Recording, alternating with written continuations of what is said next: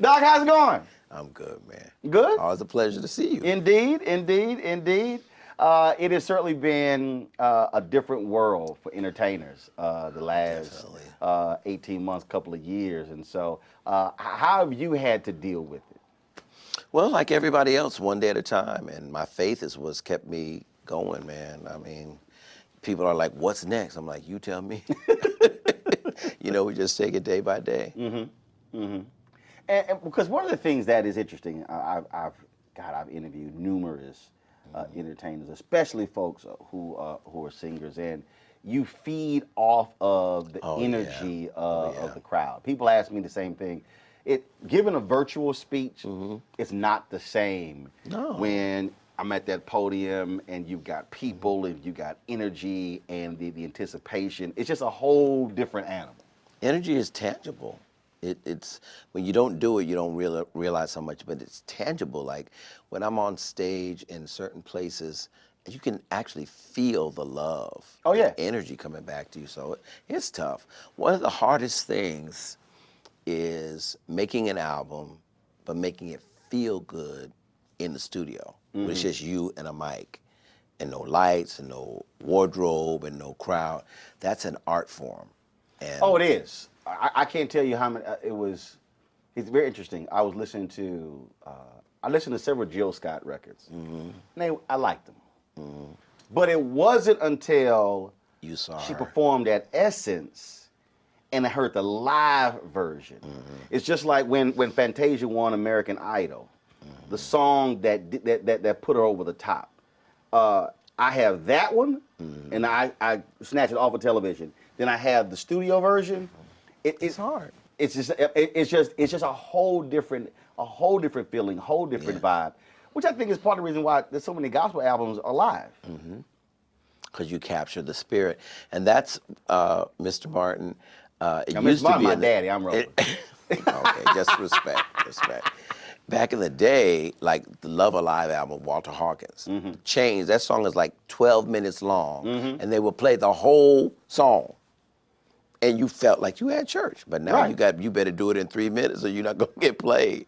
That's interesting because that was a song that the Salem Baptist Church Choir Chicago did. It's like a 13-minute song. Oh yeah. And man, and so when you play it's like it builds and builds. And you're in the experience. Yes, Otis Clay has a song called "Precious Precious" live in Tokyo. Okay. And there's a 6.5-minute organ solo by Charles Rogers. Okay, wow.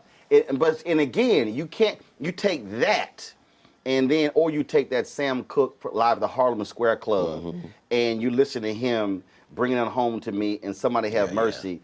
Totally different feeling and sound. And man, you in the car, you just, I mean, that's why I can't really say it because since we in a church, but I have these, I call it these songs. What songs for you, whether they're gospel, whether they're R&B, whether they're whatever, that when it comes on, that's gonna make you just oh yeah, it just hits you. There's a lot of them. There's a lot, and I was talking to someone the other day. I was hearing the song "Stand" by Donnie McClurkin. That song just has God's hand on it. It's something about that song, like it just does it. And there's so many songs like that. But as to back to your point, it's such a difference with no audience. I mean, I hate it, honestly. I don't like it, but I thank God for it. Right. And the medium of television allows us to still have church. I've not missed one Sunday at my church, but because of on camera. But this coming up is going to be our first Sunday with people in the audience. Yeah. So. Okay, so you said Stand. I love that song. Give me a few others that, again, when it comes on, I don't care what mood you in. I don't care where you are. You could be on a plane. Well, believe it or not, somewhere, and when it hit, man, you just like, I don't care what y'all think. Yeah. I'm just about to go. Believe it or not, because I'm a gospel singer, but Ella Fitzgerald is like, hands down, the greatest singer of all time. Really? To me. So whenever I'm anywhere and I hear her voice, I'm like, that's Ella. She's phenomenal. She's perfect. Perfect. See, I think that is when we talk about music, we talk about art is art. So you Yeah, obviously you definitely. have movies, you have television, you have artwork, but I don't believe that there is any other art form that can match the emotion, the intensity, the I mean, no matter what mood you're in, no matter where you are, whether folk can speak the language or not, music is the most incredible art form. Whether they are spoken words or whether it's just music or whether the whole thing is just a hum. Yeah, definitely. Definitely.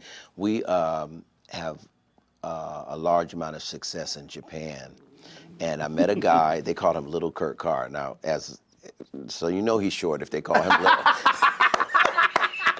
Yeah, that'd be funny. They call him Little Kurt Carr. And he was 6'5". No, he's shorter than me. But this guy knows every single song that I've ever done. Wow. And can't speak any English. I said, you know the whole language if you put all them songs together. But it was just phenomenal to me, amazing. But like you said, music transcends generation, it transcends culture, it transcends everything.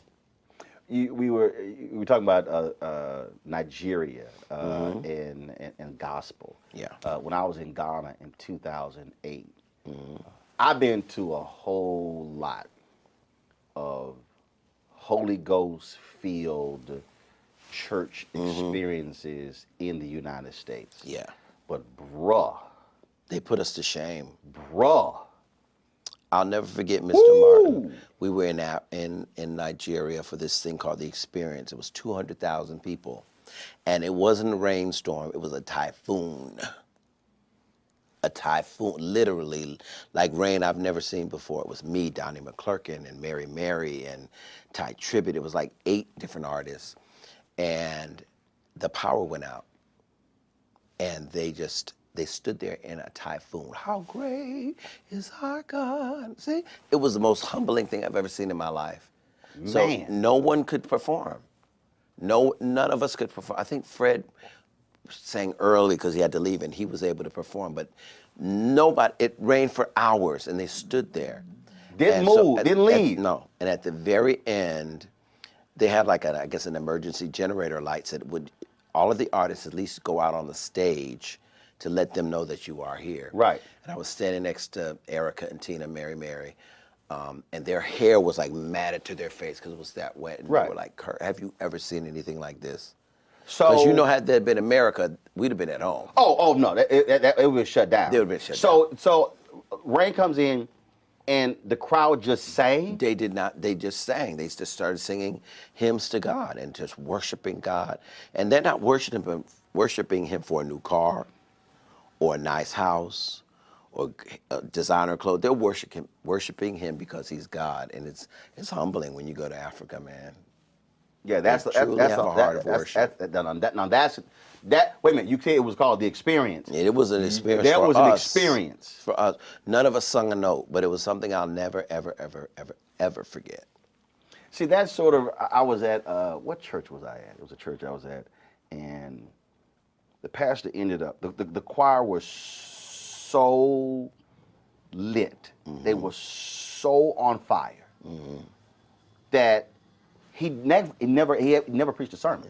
It literally transitioned from praise and worship, and the experience just continued for the next hour. And he talked, and they sang, and it was just unbelievable. It happens. And the reason I want to ask that, because you led the choir Fountain of Praise in Houston, and there are a lot of folk. There are a lot of preachers who are like, look, okay, enough, I got to do my thing. Right. But then there are others who understand you allow the Spirit to move, you allow God to move, and if it's flowing, it's flowing. And if the agenda gets changed, it gets changed. But that's when you're in tune with the room and the people in the room. Yeah. Well, I got my start when I was 20 years old. I was music director for James Cleveland. So a lot of people don't know that, but I learned about how to watch the mood in a room and to flow with the spirit. He was a very spontaneous man. Most of the hits that he made were things that just kind of happened. Not planned, all no, organic. just like he would say, high blood, low blood, no blood at all. Like he just had the quickest wit.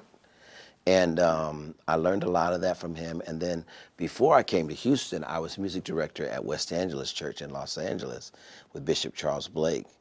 And that's where the Black praise and worship movement started at his church. And so I've learned to just kind of go with the flow.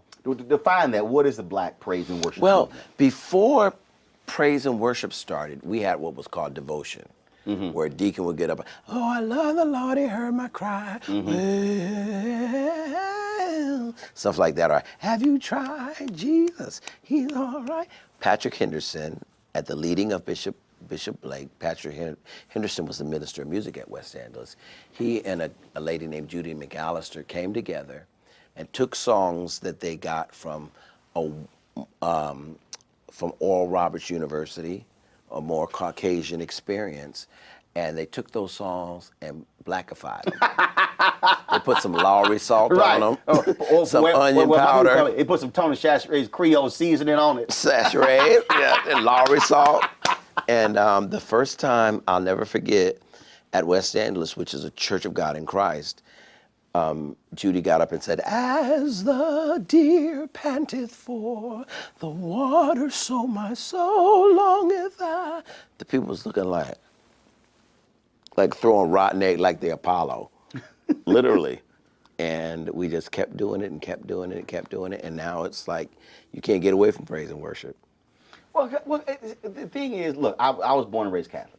Okay. And the decision to found the church was in my grandparents' living room. And the reality is, our culture is different. How we walk and how we talk and how we act.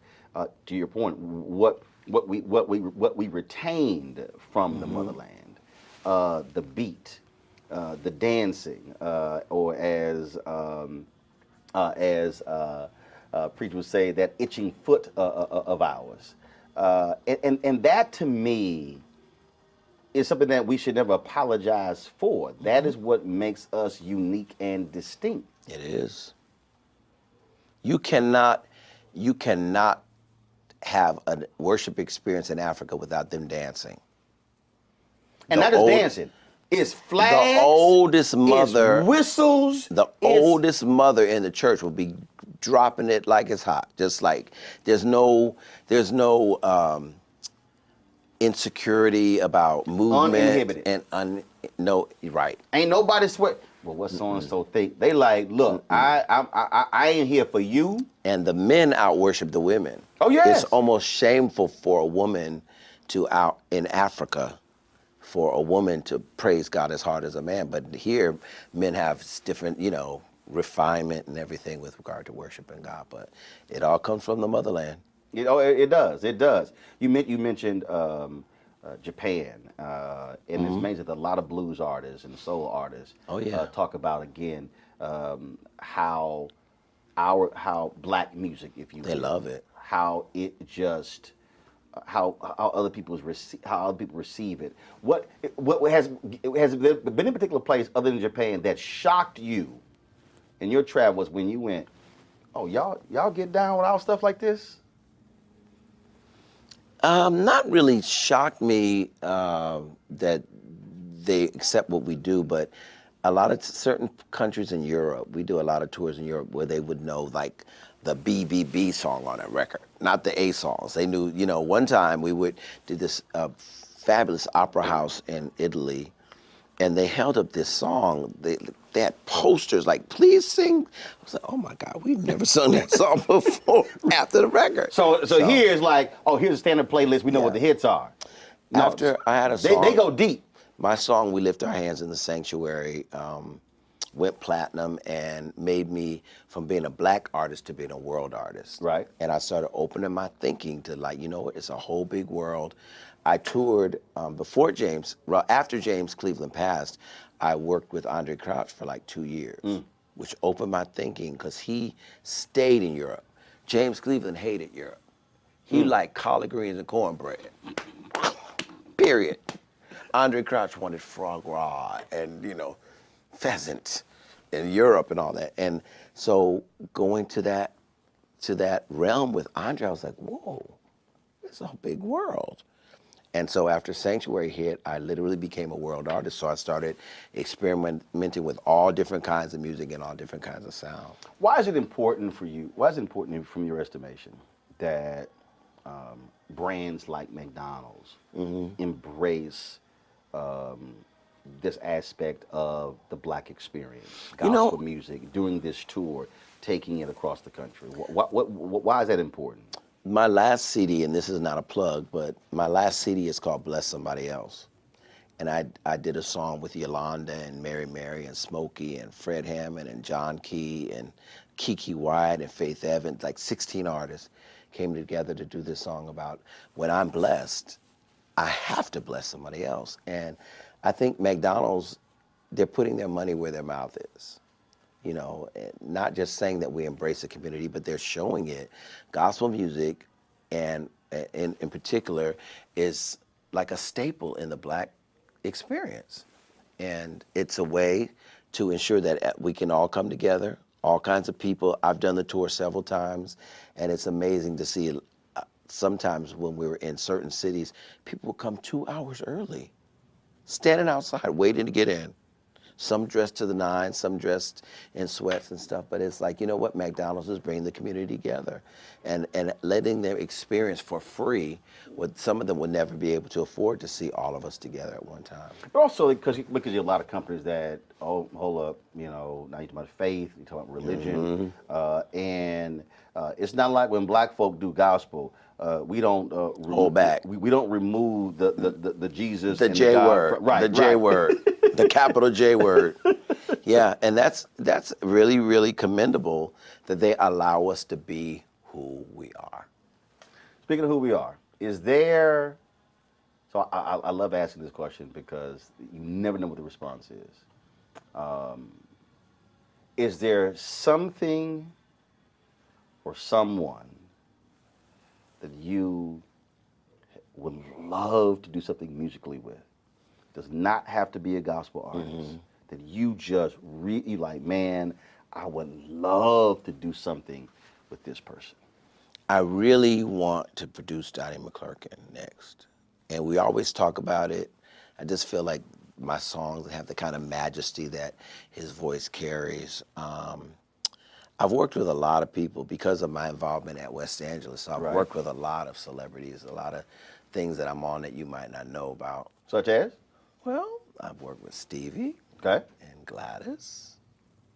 And actually have a publishing credit with Stevie Wonder, which is like nobody does.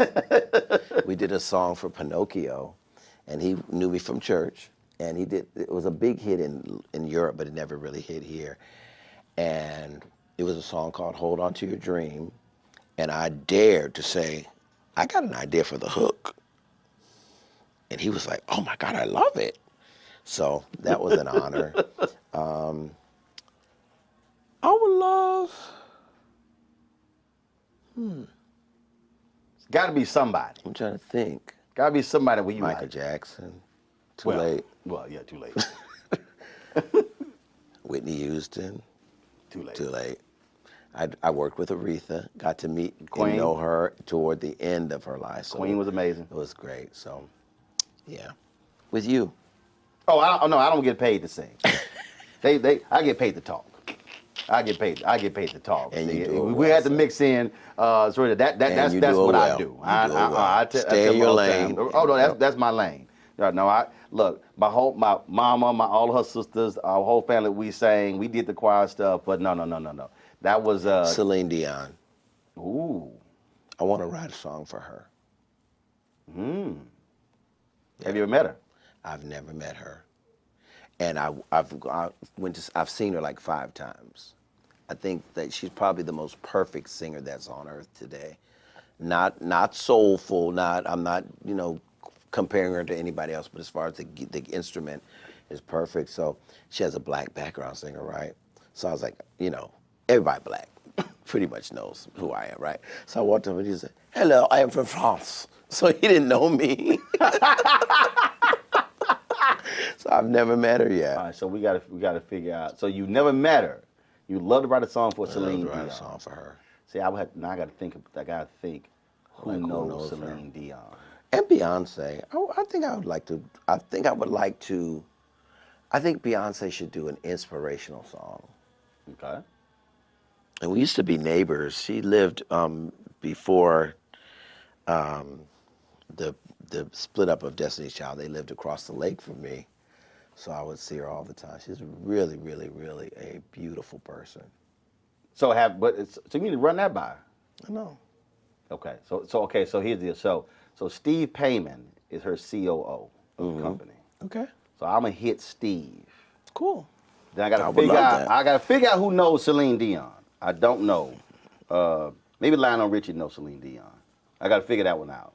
Okay. So we'll see. We can make that arrangement. There you go. So we can make that arrangement. Last question for you. And that is. And I'll buy you a African outfit. Ain't no thing. Ain't no thing. I'll fly you to Africa and pick one out yourself. That not a problem. That ain't a problem. I'm gonna figure out who knows Celine Dion. Yeah. I'm gonna figure out who knows Celine Dion. I'm trying to think who else. Who else would be in that space? Yeah, I think Lionel Richie probably. Out of all people Probably I know, so. Probably so. Lionel probably knows Celine Dion. He probably knows Celine Dion. What you think? Y'all think that? Hold on.